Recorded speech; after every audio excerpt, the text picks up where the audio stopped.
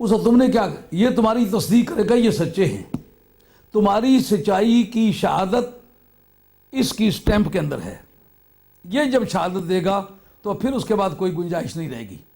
تو تمہارا کیا کام ہوگا؟ ایمان لانا ہوگا۔ تو ایمان کے معنی کیا ہیں؟ تسلیم کرنا۔ تسلیم کرنا کن کن باتوں کو؟ پہلے ان کا ادراک کرو گے۔ ادراک کرنا جو ہے یہ زندگی کو مانگتا ہے، زندگی کے بغیر ادراک نہیں ہوتا۔ آسمانی کتابوں کا ادراک کرنا، ان کے کانٹینٹس کا ادراک کرنا، یعنی اس کا جاننا، معلوم کرنا، نبی کے پاس جو کچھ ہے وہ تمہارے علم میں ہو۔ جو اگلی بات اس سے اگلا جملہ ہے وہ آج کے میرے مضمون سے متعلق ہے، وَلَتَنْصُرُنَّ، اور ضرور بالضرور اس کی امداد کرنی ہے۔ کیوں جناب؟ تکلیف مالا یطاق کا سسٹم ماتریدیہ، سنی حنفی ماتریدی، ہم لوگ سنی حنفی ماتریدی ہیں۔ عقیدے کے دو مدرسے ہیں، ایک اشاعرہ کا، ایک ماتریدیہ کا۔ امام حنیفہ کی تمام جو حلقہ تقلید ہے وہ سارے کا سارا ماتریدیہ ہے۔ یہ جن کا ہم ذکر کرتے ہیں فلاں بزرگ حنفی ہے، حنفی ہے، حنفی سارے ماتریدی ہیں۔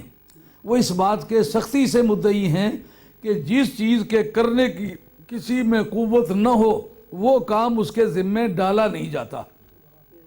یہ کسی کو کہنا درست نہیں ہوگا کہ ہوا میں کھڑے ہو کے نماز پڑھو، کیونکہ ہوا میں کھڑا ہونا اس کی استطاعت میں نہیں ہے، اس کی قوت میں نہیں ہے۔ جو کام کوئی کر نہیں سکتا وہ اس کے ذمے نہیں لگایا جایا کرتا۔ زکوٰۃ امیر کو کہا جاتا ہے، غریب کو نہیں کہا جایا کرتا کہ کوئی اس کے بس کی بات نہیں ہے۔ حج پر جانے کو کہا جاتا ہے، لیکن جس کے پاس قوت ہو اس کو پابند کیا جایا کرتا ہے، جس کے پاس قوت نو پابند نہیں کیا جایا کرتا۔ جس وقت رب نے یہ کہا کہ تمہیں ضرور اس کی مدد کرنی ہوگی، سب سے پہلا سوال تو یہ اٹھتا ہے، خدا ہے تو کہاں ہوگا؟ تیرے ہوتے ہوئے ہماری مدد کی ضرورت کیا ہوگی؟ معلومات بھیجنے سے پہلے یہ فارمولہ طے ہو گیا ہوا ہے، جو میری مدد کا قائل ہے وہ میرے طریقے کا بھی قائل ہو۔ میں مدد کرنا چاہتا ہوں تو اپنے بندوں کے ذریعے سے کرتا ہوں، اپنے مخلوق کے ذریعے سے کرتا ہوں، اس کی امداد کرنا۔ جب یہ پتہ ہو کہ سارے ہی انبیاء قبروں میں جا چکے ہوں گے سوائے 4 کے، 2 آسمانوں پر ہیں، 2 زمین پر ہیں،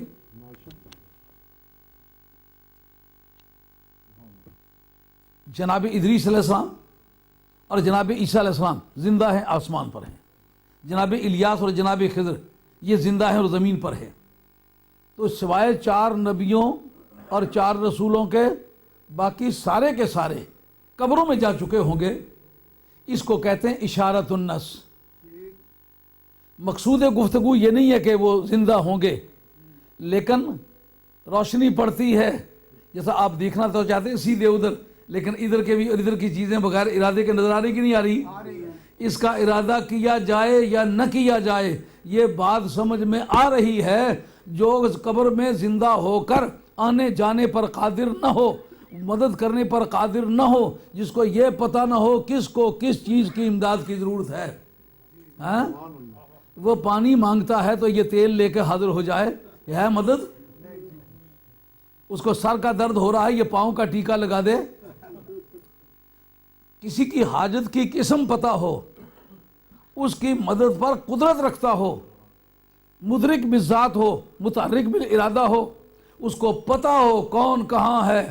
معلومہ خدا نے اشارتاً یہ بات باور کرا دی کہ میرے نبی اور رسول قبروں میں ہوں گے لیکن کل کائنات کا علم رکھیں گے، ان کو پتہ ہوگا مدینے والے کو کیسی مدد کی ضرورت ہے۔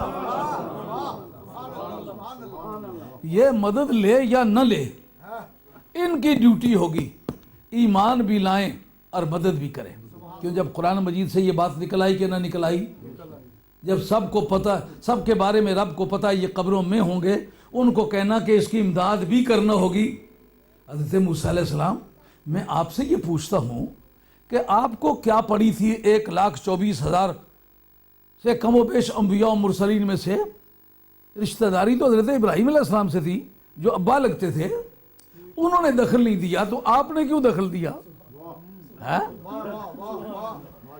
دراصل قصہ یہ ہے، کہتے ہیں کہ کسی شیخ سے استفادہ کرنا ہو تو اس سے پیار کا اظہار کرتے ہیں، اس کے مشن کی خدمت کرتے ہیں، اس کے سامنے قربانیاں کرتے ہیں۔ ابراہیم علیہ السلام نے کبھی نہیں کہا کہ مولا کریم مجھے امت محمدیہ میں سے بنا دے. موسیٰ علیہ السلام نے کہا مولا کریم وجعلنی من امت محمد صلی اللہ علیہ وسلم. یہ بات بھی کیوں کہی؟ جب محبت آ کر کے دامن گیر ہو جائے تو احساس مرتبہ سے بیگانہ کر دیتی ہے. کلیم اللہ ہونا، عظمت طور پہ کھڑا ہونا اور پیروں خدا سے مصروف تکلم رہنا، خدا سے لگاتار باتیں کرنے کی عزت ملنا، اس کو یہ کہنے کی کیا ضرورت ہے کہ مجھے امتی بنا دے؟ کوئی قصہ تو اس کے پیچھے ہے. کہا دراصل وہ جو دیدار کیا تھا نا، اس کی جو لذت ملی ہے نہ وہ اور وہیوں میں لذت ہے، نہ تبلیغوں میں لذت ہے، نہ امتی بنانے میں لذت ہے. دل چاہتا ہے کہ ایک مرتبہ پھر محبوب ایک نظر سے مڑ کے دیکھنے والے. کیا یہ خیرات پھر نہیں ہوگی؟ کوئی نبی میری اطلاع کے مطابق کبھی یہ دعا مانگتا نہیں پایا کہ مولا کریم مجھے ان کی امت میں بنا دی، جب ہے ہی ان کے امتی. کہا قانون میں امتی ہونا اور چیز ہے، آرزو سے امتی ہونا اس کی اور قیمت ہے. یہ بات کہی کیوں؟ کہا جب یہ مجھے پتا چلا، یہ امام محی الدین عربی نے الفتوحات المکیہ کے اندر لکھا ہے، کہا بے ہوش ہونے کی وجہ یہ تھی کہ انہوں نے سرکار کو بیچ میں سے نکال کے پروردگار کا دیدار کرنا چاہا. جیسا کہ آنکھ کو پہاڑوں کی چوٹیوں سے لے کر سطح سمندر تک بلا امتیاز دیکھنے کی عادت ہے، لیکن آنکھ کے اندر بیٹھا ہوا سرما جب آنکھ کو نظر نہیں آتا، اس وقت کوئی تدبیر نکالنا پڑتی ہے کہ آنکھ میں بیٹھے ہوئے کو کس طرح دیکھیں. یہ بہت قریب ہو آیا ہے، انتہائی قرب بھی حجاب ہوتا ہے. تو کہا شیشہ سامنے رکھو، آنکھوں کے اندر بیٹھا ہوا نظر آئے. سرکار تاجدار مدینہ علیہ الصلوۃ والسلام کو شیشے کا کردار رب نے ادا کیا. کہتا مر رآنی فقد رأى الحق، جس نے مجھے دیکھا نا اس نے رب کو دیکھ لیا. حضرت موسیٰ علیہ السلام کی سمجھ میں یہ بات آ گئی کہ وہ طور پر کھڑے ہو کے دیکھے جانے والی ذات نہیں ہے، دیار پاک مدینہ کی گلیوں میں گھومتے گھومتے نظر آ سکتا ہے. چلو وہاں کا راستہ پوچھتے ہیں.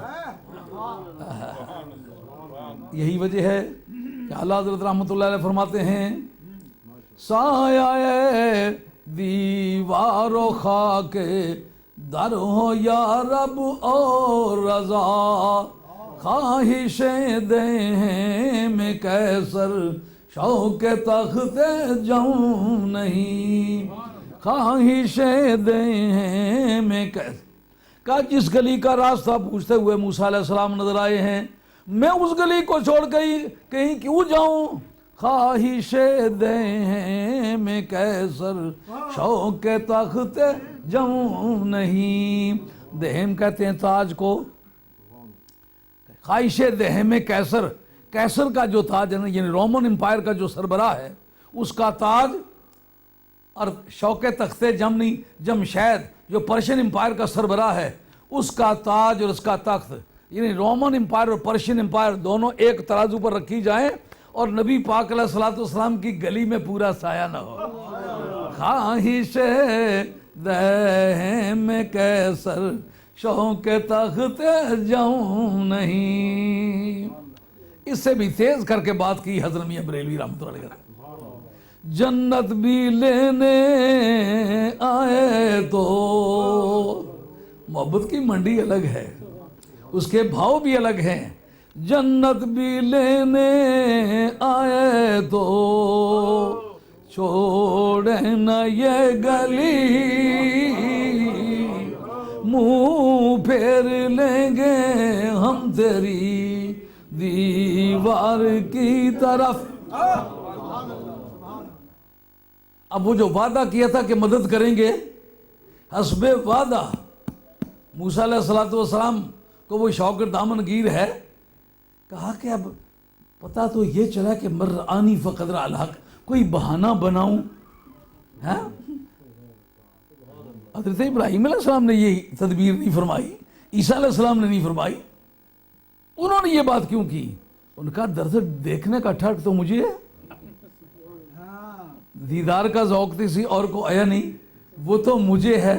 حبو کا شیع یومی و یسم، محبت آ کر دامن گیر ہو جاتی ہے، اندھا بھی کر دیتی ہے، بہرا بھی کر دیتی ہے.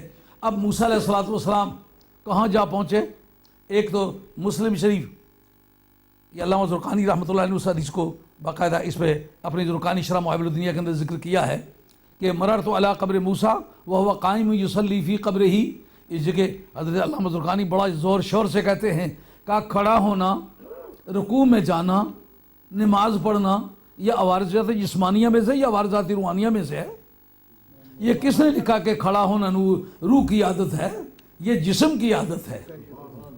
اور تلاوت کرنا یہ بھی جسم کی عادات میں سے ہے۔ جہاں کہیں بھی کسی شہید کا یا اس طرح کسی اور کا پڑھ نہ پایا گیا، اس کے لیے جسم تسلیم ہوا ہے۔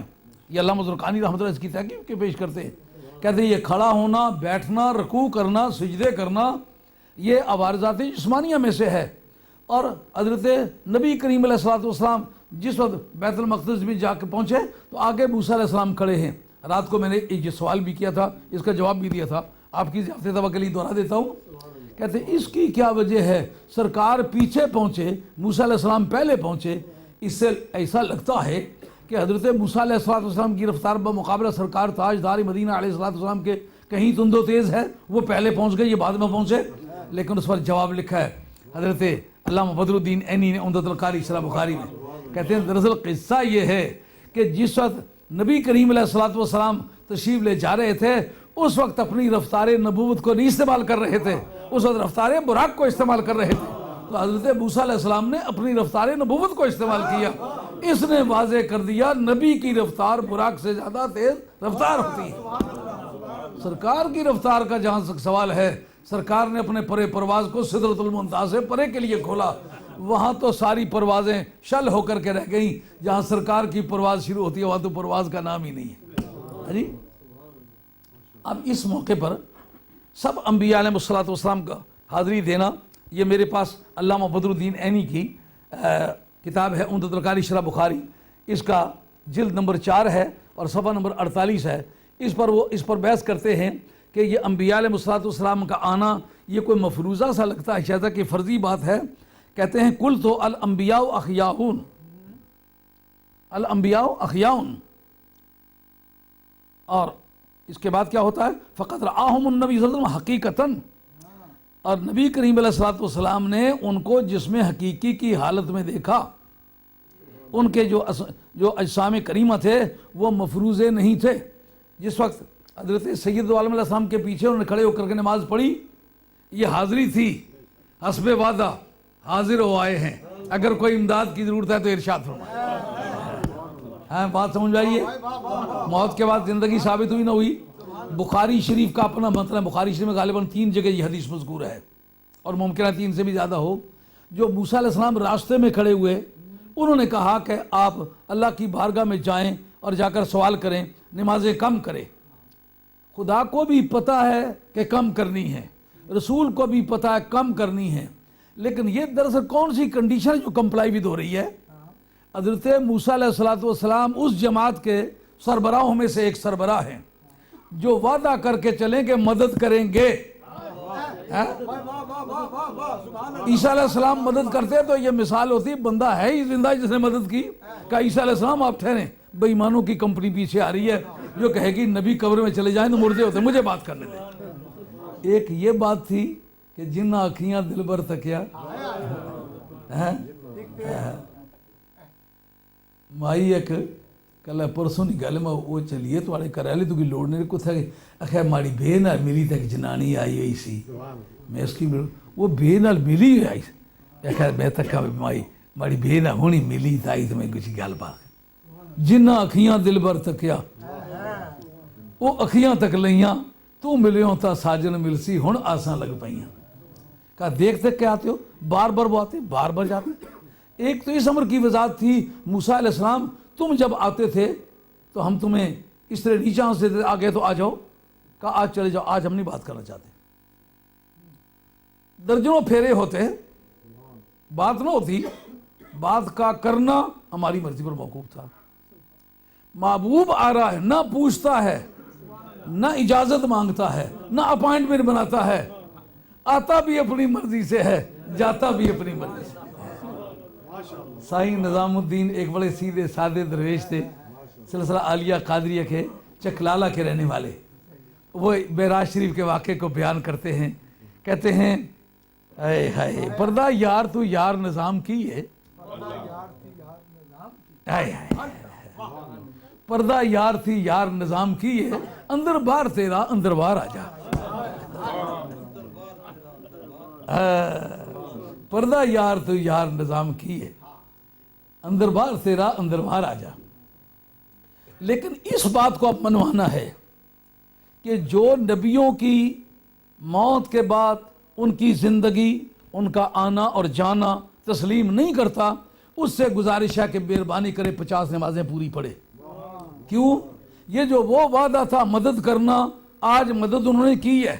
50 نمازوں کی 5 کروائی ہیں، اور لکھا ہوا بخاری میں ہے، ایک آدھ مرتبہ بھی نہیں، کئی مرتبہ لکھا ہوا ہے۔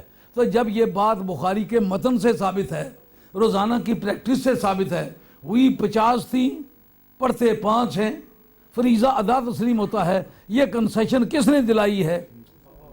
یہ کام عیسیٰ علیہ السلام نہیں کر سکتے تھے؟ ادریس علیہ السلام نہیں کر سکتے تھے جو زندہ تھے؟ یہ کام حضرت خضر نہیں کر سکتے تھے؟ حضرت الیاس نہیں کر سکتے تھے؟ لیکن وہ مثال بنتی کہ زندہ نبیوں نے یہ کام کیا ہے۔ اب ان نبیوں کی بحث ہے جن پر موت بیت چکی ہے، اور موت بیت چکی ہے تو پھر زندہ کس طرح ہیں، یہ پیش کر۔ امام بہقی کی کتاب الاعتقاد،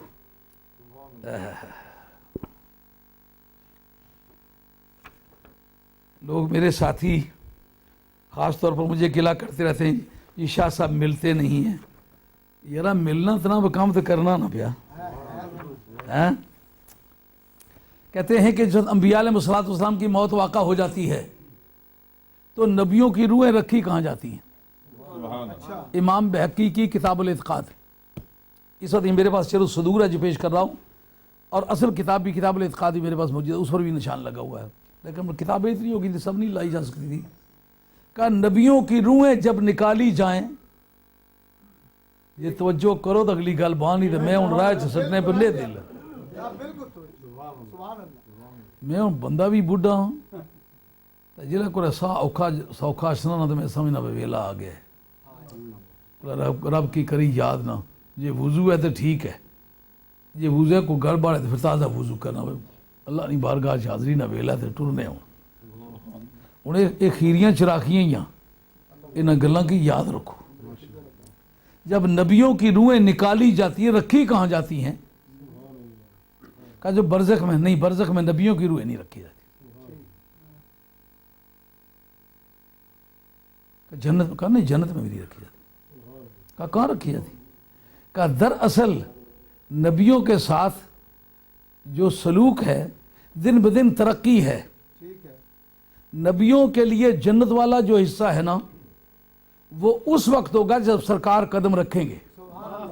حرمت الجنت علی الانبیاء حتی ادخلھا انا، نبیوں پر جنت حرام ہے جب تک میں نہ داخل ہو جاؤں۔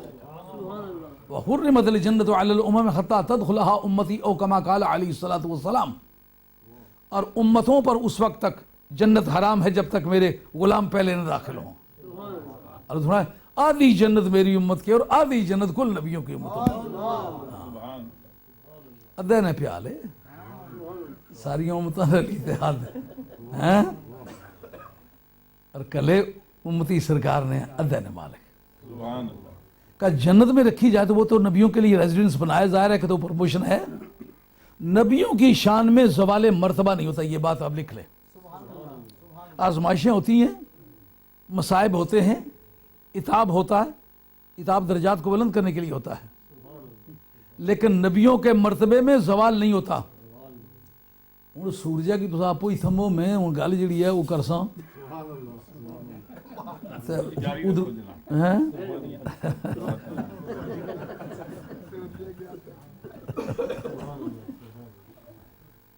نبیوں کی زندگی میں زوال مرتبہ نہیں ہوتا، ترقی ہوتی ہے، اور خاص طور پر وَلَلْآخِرَةُ خَيْرٌ لَكَ مِنَ الْأُولَىٰ، اے پیارے ہر آنے والا وقت پہلے وقت سے زیادہ اچھا ہوگا۔ اب سوال پیدا ہوتا ہے روحوں کو رکھیں کہاں؟ کہا کعبے میں رکھیں۔ کہا کعبے کا درجہ تو وہ نہیں ہے جو نبی کی باڈی کا ہے۔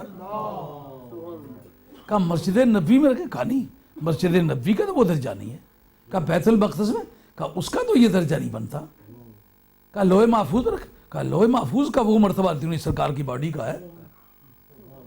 لوح قلم میں رکھیں؟ کہا وہ تو درجہ اس کا نہیں ہے. عرش الہی پر رکھیں؟ کہا عرش الہی کا بھی وہ مرتبہ نہیں ہے جو سرکار کی باڈی کا ہے. نبیوں کی باڈیاں افضل ہیں. یہ التصدیقات لدفع التلبیسات کے اندر علماء دیوبند نے اپنی کتاب کی، جس کا نام المحند علی المحند ہے، اس کے اندر بھی موجود ہے کہ نبیوں کے جسموں کا جو مرتبہ ہے وہ سب سے ان سب چیزوں سے بڑا ہے.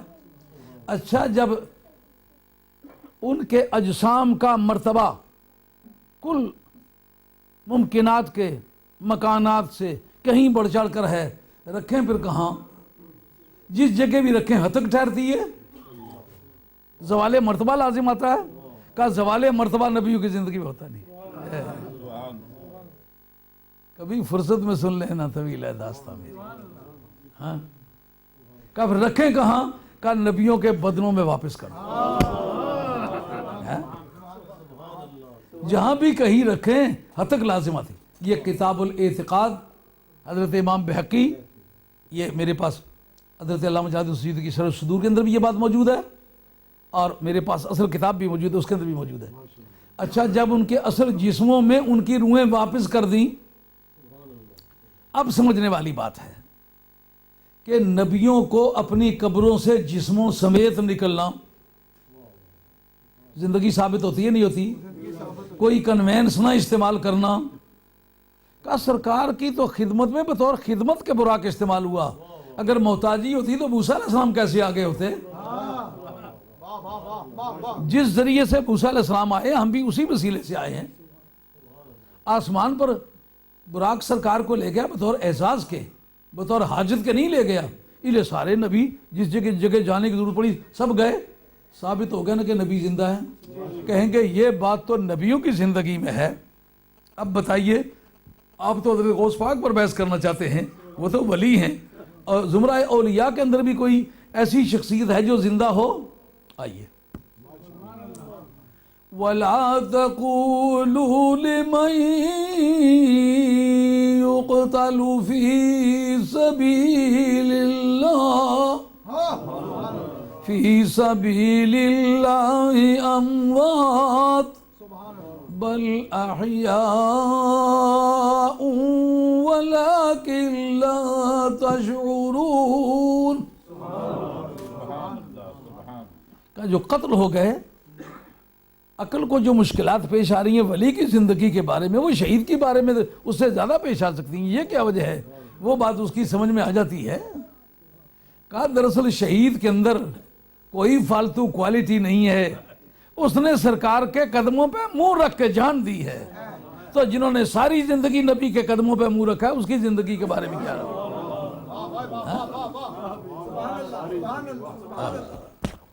یہ قاضی ثناء اللہ صاحب پانی پتی کی تفسیر مظہری،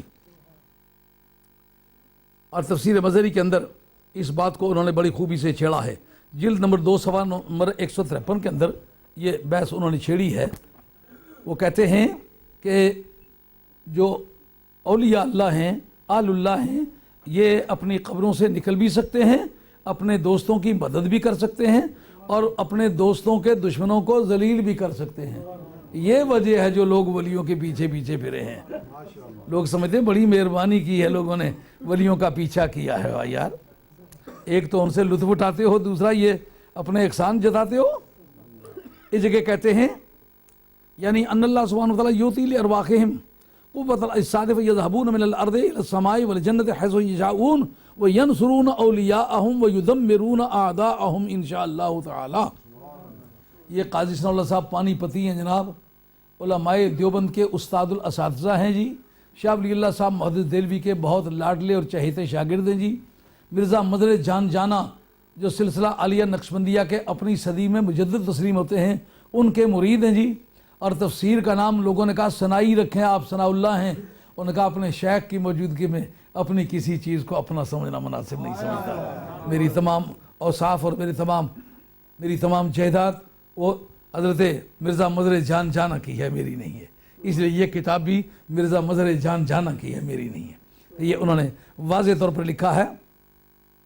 اس جگہ وہ کہتے ہیں کہ اس جگہ جو قرآن مجید کی آیت ہے نا، اس کی روح سے یدل علی ان اجساد الانبیاء والشہداء وبعض الصالحین لا یاکلها الارض ما اخرجہ الحاکم وابو داود عن اوس بن اوس قال قال رسول اللہ صلی اللہ علیہ وسلم ان اللہ حرم علی الارض ان تاکل اجساد الانبیاء، یعنی جو حضور کا فرمانا نا الشیخ فی قومہ کالنبی فی امتہ، یہ حدیث بحقی کی حدیث ہے اور صوفیہ کی ساری کتابوں میں موجود ہے، اور رشید احمد صاحب گنگوئی نے جو امداد السلوک ابلاغ کرایا ہے امداد اللہ صاحب مہاجر مکی نے، اس کے اندر بھی یہ بات 3-4 جگہ موجود ہے یہ حدیث، یعنی جو وصف نبیوں میں بطور نبوت کے پایا جاتا ہے اور معجزہ سمجھا جاتا ہے، وہ ولیوں کی ولایت میں بطور کرامت کے پایا جاتا ہے۔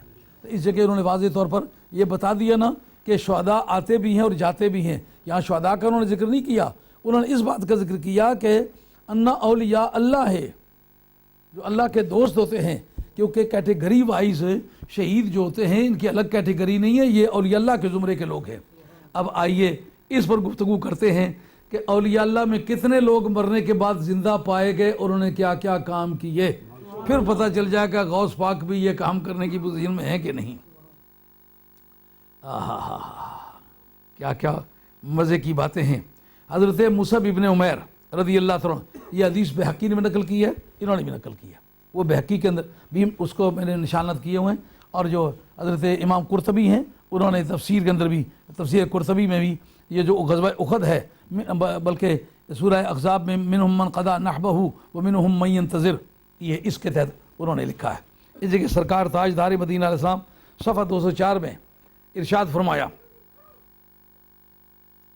نبی کریم علیہ السلام ارشاد فرماتے ہیں کہ یہ جن کی قبر کے پاس سے میں گزر رہا ہوں یہ لوگ زندہ ہیں۔ قال البیہقی فی کتاب الاعتقاد ان الانبیاء بعد ما قبضوا ردت الیہم ارواحهم وهم احیاء عند ربہم، یہ ابھی حدیث پیش کی ہے، انہوں نے کہا ہے کہ نبی زندہ ہوتے ہیں، ان کی روحیں ان کے بدنوں کی طرف واپس لوٹا دی جاتی ہیں، اور اسی کے اندر یہ انہوں نے بات بتائی کہ نبی کریم علیہ السلام کا فرمان ہے کہ یہ جو اس وقت تمہارے سامنے سو رہے ہیں تم ایسا کرو، فإنی اشہد انہم شہداء فاتوہم وزوروہم وقولوا السلام علیکم فإنہم یردون الیکم الی یوم القیامہ۔ کہا یہ جو مصعب ابن عمیر میرے سامنے پڑا ہوا ہے نا، یہ اور اس کے ساتھ والے باقی ساتھی، یہ غزوہ احد کی بات ہے، ان کے ٹکڑے پڑے ہوئے ہیں۔ بڑا جواں مرد آدمی تھا یہ آدمی، بڑا خوش پوش، اپنے باپ کا لاڈلا بیٹا تھا، ان کے والد صاحب بڑے امیر آدمی تھے، یہ مدینہ طیبہ کا پہلا ٹیچر ہے۔ دیکھیں ذرا روشن ضمیری کا بھی حال، مکے سے چلتے وقت کھدر کی چادر ساتھ لے کے چلے تھے کہ میں کفن کے لیے استعمال کروں گا، اور دعا مانگتے تھے کہ اللہ مجھے شہادت کی موت عطا کیجو۔ وہ شہادت کی موت ہوگی تو پھر یہ چادر کہاں کفن کے لیے ضرورت پڑے گی؟ جس وقت وہ زخمی ہوئے ٹکڑے ان کے ہو گئے، لیکن ان کی زندگی کو بچانے کے لیے ان کو اٹھا کے دوسری جگہ لے جایا گیا، پانی پلایا گیا، اس لیے حقیقتاً تو وہ شہید ہوئے، حکماً شہید والے احکام جاری نہیں ہوئے، اور وہی چادر جو ہے وہ کفن میں استعمال کی گئی۔ اب معنی نکل آئے کہ شہید بھی ہو گئے، اور وہ چادر جو لائے تھے معلوم ہوا ان کو پتہ تھا کہ میں کس قسم کا شہید ہوں گا، مجھے شہادت بھی ملے گی، مجھے کفن کی بھی ضرورت پڑے گی۔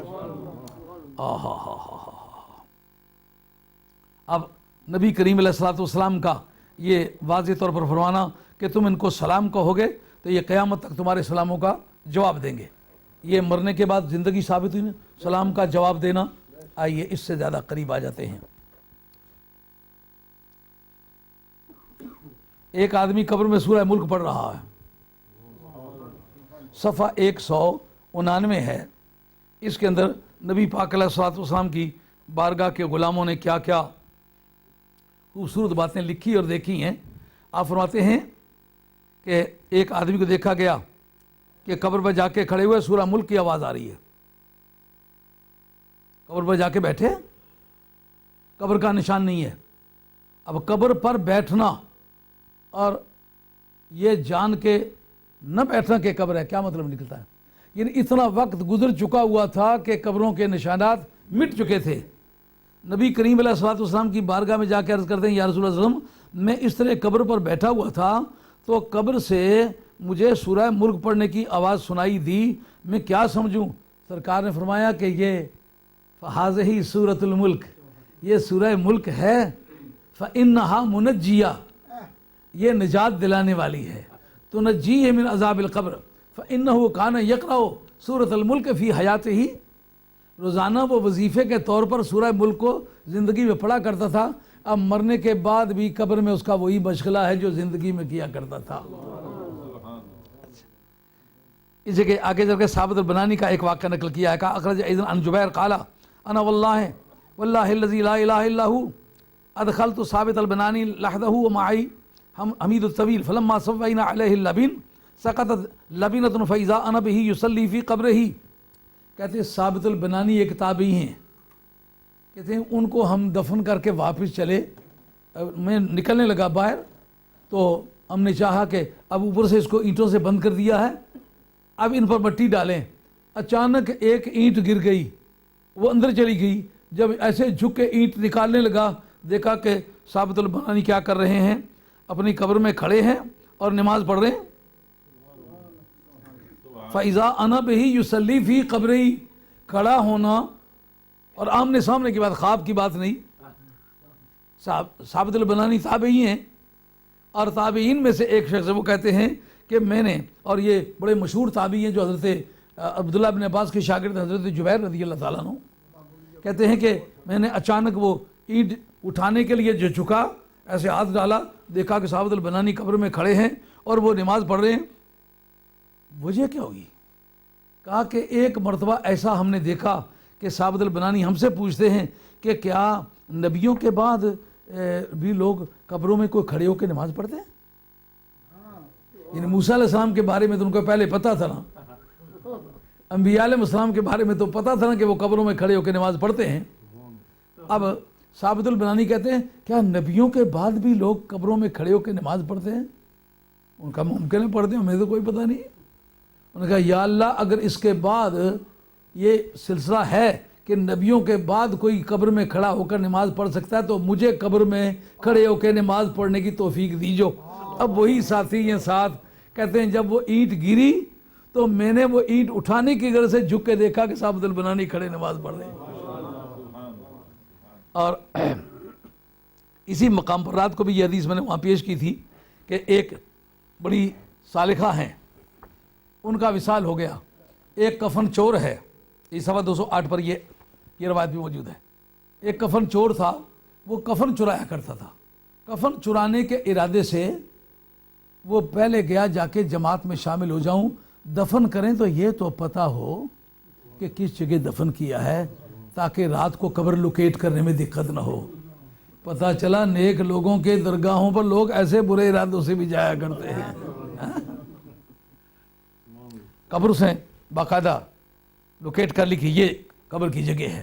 رات کو آیا, دیکھا آگے پیچھے سنسنی ہے, آ کر کے اوپر سے مٹی اکھاڑنا شروع کی. مٹی اکھاڑتے اکھاڑتے جب ان کی لاش پر پہنچا, قبر ان کا بڑا قیمتی تھا کیونکہ وہ درویش تھیں, اللہ والی تھیں. لوگ ان کے بارگاہ میں بڑے بڑے تحفے تحائف لایا کرتے تھے. لوگوں نے عقیدت سے کئی قسم کے کپڑے ڈالے. اب جس وقت وہ کپڑے اوپر سے اتارنے لگا نا, مائی صاحب نے اٹھ کے بازوؤں سے پکڑ لیا. یہ کتاب ہے, یہ کتاب میں اتنی لکھی کہ غوث پاک نے تڑے واسطے, میں تو انہوں نے پتر ہوں, انہوں نے گھر جمیا, میں تو انہوں نے تڑا کرنا اسے جلال الدین سیوطی اتنی نا انہوں نے گھر جمے. یہ صدیقی ہے, یہ حضرت صدیق اکبر رضی اللہ اولاد میں سے. کہتے مائی صاحب نے اٹھ کے بازوؤں سے یہاں سے پکڑ لیا. انہوں نے کہا کیا قصہ ہے, اس سے ہماری بیٹیاں بھی سنیں. یہ جو سمجھا جاتا ہے کہ شاید ولی صرف مرد ہی ہو سکتے ہیں, نہیں. نبی پاک علیہ السلام سے حدیث مرفوع موجود ہے. سرکار حاضہ جمدان وہ جبل بقرب من المدینہ, وہ مدینہ طیبہ کے قریب ایک پہاڑ ہے. سرکار یہ جمدان ہے, جمدان کا مضمون سے کوئی تعلق نہیں. فرمایا کہ تمہیں پتہ ہے الا اخبرکم بافضل الناس بافضل الاعمال, سب سے جو اچھے لوگ ہیں وہ بتاؤں وہ کون ہیں, اور یہ تمہیں بتاؤں کہ سب سے اچھا عمل کون سا ہے. میں کہ یا رسول اللہ ضرور بتائیں کہ سب سے اچھا عمل کون سا ہے. آپ نے سب سے اچھا افضل الاعمال ذکر اللہ, سب سے اچھا عمل اللہ کی یاد ہے. حتیٰ کہ جہاد کرنے والوں کے جہاد پر بھی سرکار نے ذکر الہی کو اولیت دی, اور اللہ کے راستے میں قتل ہونے کے مقابلے میں ذاکرین کو اولیت دی. فرمایا وہ افضل ہیں. اس کے بعد فرمایا کہ جو سب سے اچھے لوگ ہیں کون ہیں, فرمایا کہ الذین یذکرون اللہ کثیرا والذاکرات، کہ جو سب سے زیادہ اللہ کا ذکر کرنے والے ہیں وہ، اور سب سے زیادہ ذکر کرنے والیاں ہیں وہ اللہ کی مخلوق میں سب سے اچھے لوگ ہیں۔ ان کو دیکھنے کے لیے آسمان سے ملائکہ آتے نا، ثابت ہوتا ہے کہ ان کے اندر کوئی ایسی جاذبیت ہے جو آسمان پر نہیں پائی جاتی۔ اب جناب بھائی صاحب نے اس کو پکڑ لیا، پکڑ کے کہتی ہیں وہ اللہ کے بندے تو بخشا ہوا آدمی ہے، تو کہاں کفن چوری کرنے کے لیے آیا ہے؟ اس نے کوئی جرت کی، ڈرتا تو نہیں تھا کیونکہ کئی مردوں سے آگے واسطہ پڑا ہوا تھا، پر ایسا کوئی مردہ نہیں ملا تھا جنہیں باتیں کی ہاں۔ کہتے میں نے ساری زندگی کفن چرائے ہیں، میرے پاس تو ایسا کوئی تجربہ نہیں کہ میں سمجھوں کوئی یہ میری بھی کوئی بزرگی کا کوئی سسٹم ہے۔ انہوں نے کہا نہیں، میں روزانہ جب ذکر الہی کیا کرتی تھی اللہ کی بارگاہ میں دعا کیا کرتی تھی، مولا کریم جو میرے جنازے میں بھی شریک ہونا، ایک تو میری مجلس میں آتا ہے نا اس کو تو بخش ہی بخش، جو میرے جنازے میں بھی آئے نا اس کو بھی بخش دینا، تو دن کے وقت میرے جنازے میں آیا ہے۔ پتہ چلتا ہے نا بندگان خدا کو پتہ ہوتا ہے کون آیا ہے کون، اس لیے لوگ نیک لوگوں کے جنازے میں جایا کرتے ہیں۔ تو دن کے وقت میرے جنازے میں شریک ہوا ہے، اللہ نے تجھے بخش دیا ہے، اب تمہیں کفن نہیں چوری کری۔ اس شخص سے فتابہ، فوراً اس نے توبہ کی اور اس کے بعد پھر ذکر الہی شروع کر دیا۔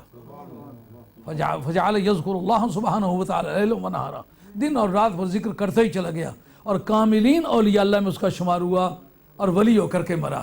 بات کیا تھی؟ ایک اللہ کا ذکر کرنے والی خاتون نے موت کے بعد اس کو چل کے دکھایا۔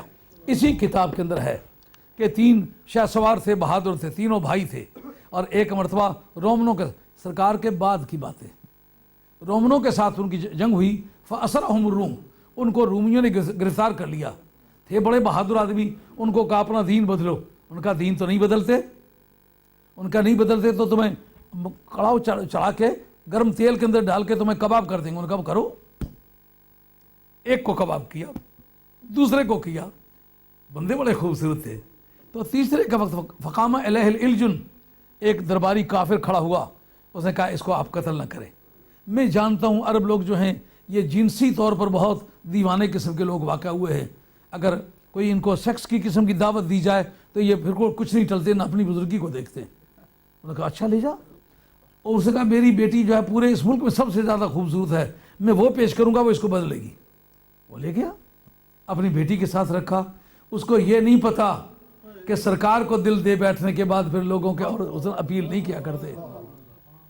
کئی دنوں تک اس نے کوشش کی، کچھ نہ بن سکا۔ روزانہ باپ آ کے جھانکے پوچھے کیا قصہ ہے، انہوں نے کہا حسب سابق اسی طرح ڈٹا ہوا ہے۔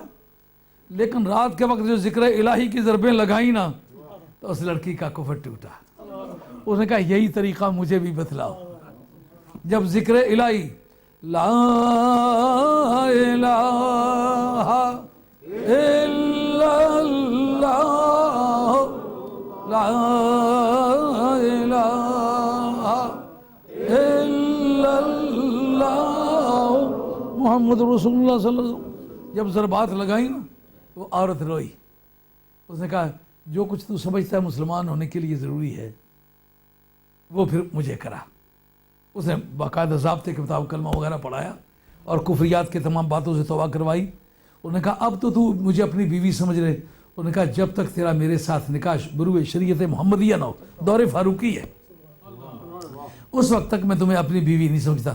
بہن سمجھ سکتا ہوں، بیٹی سمجھ سکتا ہوں، لیکن میں شہوت کی نگاہوں سے دیکھ نہیں سکتا۔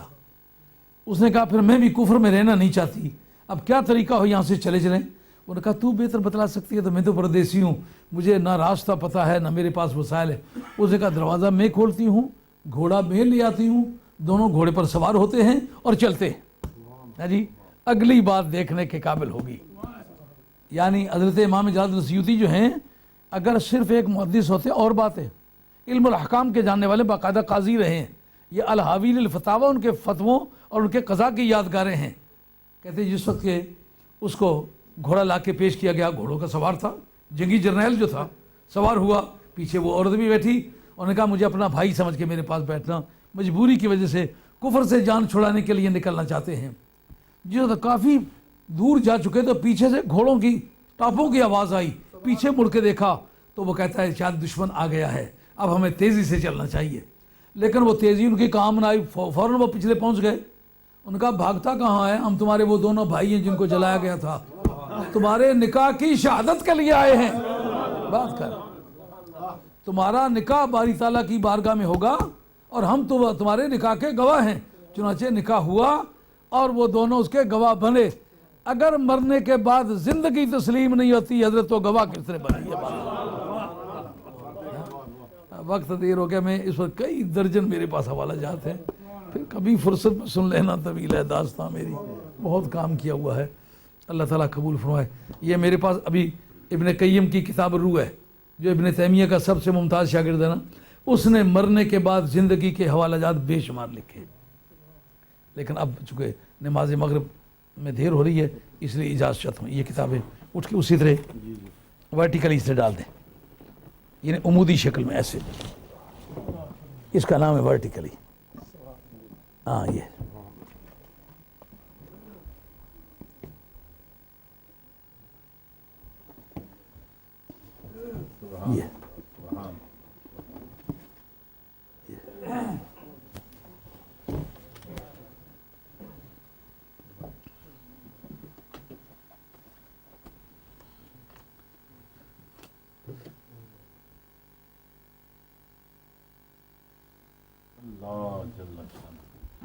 سبحان اللہ.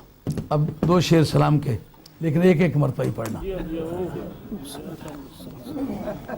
جس کی آنا جلدی کریں وہ بھی وری شعر ذرا. جان رحمت پہ لاکھوں سلام، شمع بزم ہدایت پہ لاکھوں سلام، شمع بزم ہدایت پہ لاکھوں سلام. جس سہانی گھڑی چمکا طیبہ کا چاند، اس دل افروز ساعت پہ لاکھوں سلام. مصطفیٰ جان رحمت پہ لاکھوں سلام، شمع بزم ہدایت پہ لاکھوں سلام. جس طرف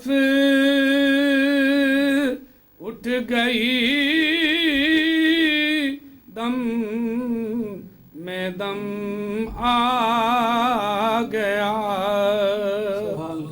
جس طرف اٹھ گئی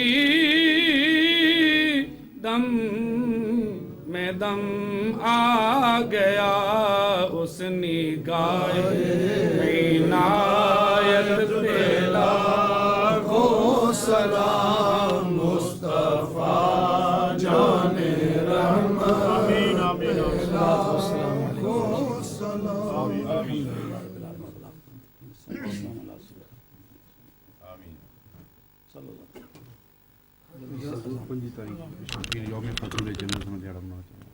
اب 25 تاریخ شیفیلڈ میں یوم خاتون جنت منایا جا رہا ہے، اس میں شمولیت فرمائے. اللہ آپ کو جزاک یا رسول اللہ وعلی آلہ وصحبہ.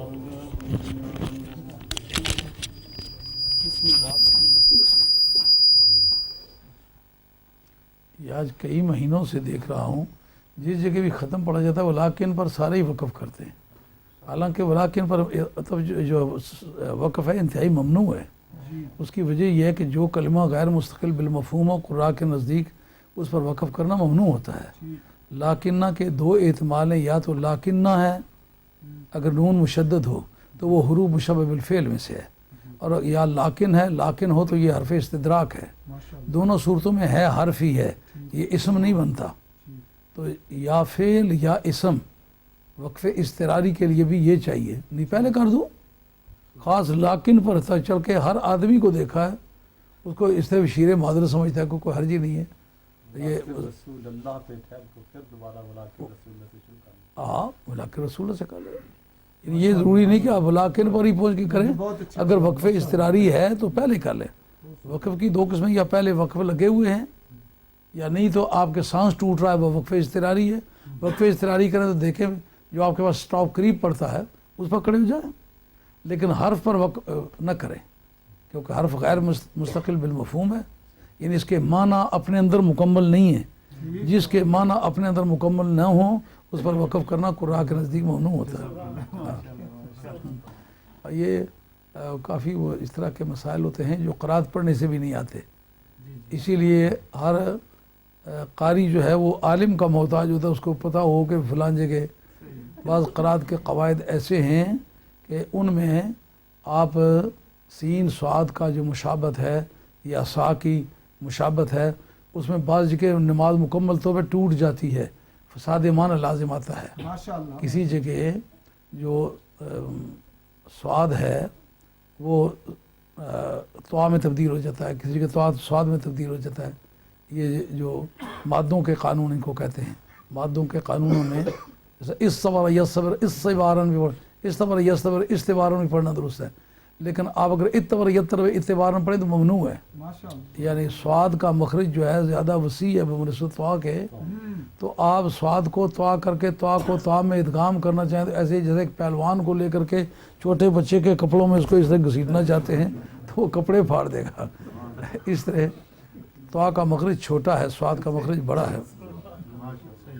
ये अलग इल्म है, ये पढ़ना पड़ता है। आमीन। अल्हम्दुलिल्लाह रब्बिल आलमीन वल आक़िबतु लिल मुत्तक़ीन वस्सलातु वस्सलामु अला रसूलिल्लाह।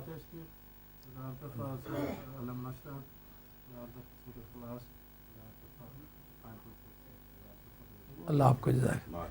अक्सर आजी साहब जो ज़ुबानी पढ़ने के वज़ाइफ हैं वो इन्होंने पढ़े होते हैं, काम इतना करते हैं, मैंने किसी इंसान को इतना काम करते देखा नहीं।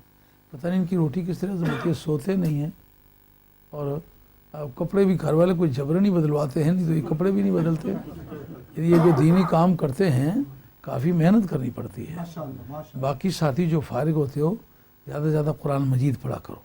सरकार ने फरमाया था अलैका बितिलावतिल कुरान, हज़रत अबू ज़र रज़ियल्लाहु अन्हु को कहा आप बाज़रिन अलैका बितिलावतिल कुरान फ़इन्नहु नूरुन लका फ़िल अर्दि व ज़ुख़रुन लका फ़िस समा, कि तू कुरान मजीद की तिलावत किया कर, इसलिए कि कुरान मजीद की तिलावत तेरे लिए ज़मीन में चमक होगी, आसमान में तेरे लिए ज़ख़ीरा होगा। तो आज मैंने शरह सदूर पेश की है, दर्जन से ज़्यादा इसके अंदर अहादीस मौजूद है कि सूरत यासीन के पढ़ने में सरकार ने सख्त ताकीद फरमाई।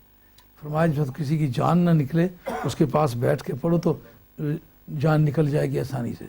आमतौर पर जो बीमार होते हैं उनके पास सूरत यासीन पढ़ते हैं, लोग समझते वैसे कोई कस्टम है। ये अहादीस मरफूआ से साबित है कि मौत की मंजिलें सख्त दुशवार होती हैं, इतनी कोई मंजिल दुशवार नहीं।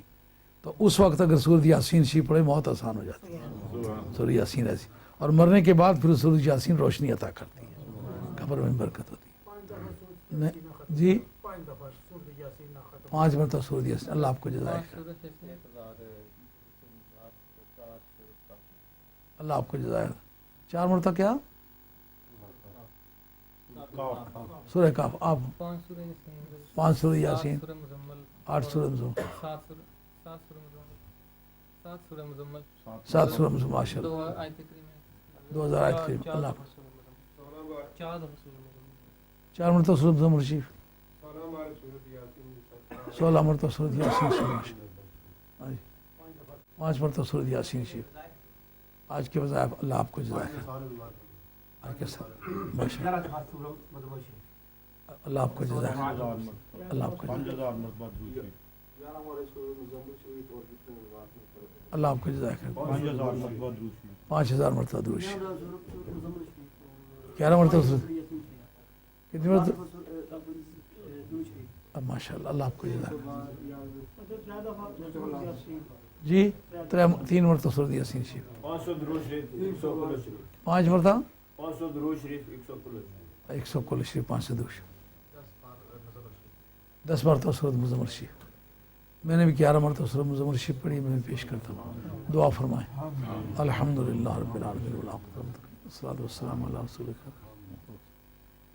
ऐ परवरदिगार आलम, जो कलिमात मैंने खुद पढ़े हैं, जो मेरे दोस्तों ने मिल किए हैं, जितनी चीज़ें इस ख़त्म शरीफ के लिए तैयार किए गए, जितने काराए खैर किए गए, जितना उलमाए रब्बानी ने वाज़ किया है, अहादीस पढ़ी हैं, سرکار کی نعتیں پڑھی ہیں، اللہ کریم اپنی بارگاہ میں منظور و مقبول فرما اور ان کا ثواب جناب محمد رسول اللہ صلی اللہ علیہ وسلم کے روح کو کے ساتھ فرما، تمام انبیاء و مرسلین علیہ الصلوۃ والسلام کے امام کے ساتھ فرما، حضرت نبی کریم علیہ السلام کی تمام آل بیت، ازواج مطہرات، بنات طیبات، اولاد امجاد، حسنین کریمین، خاتون جنت مولا مرتضیٰ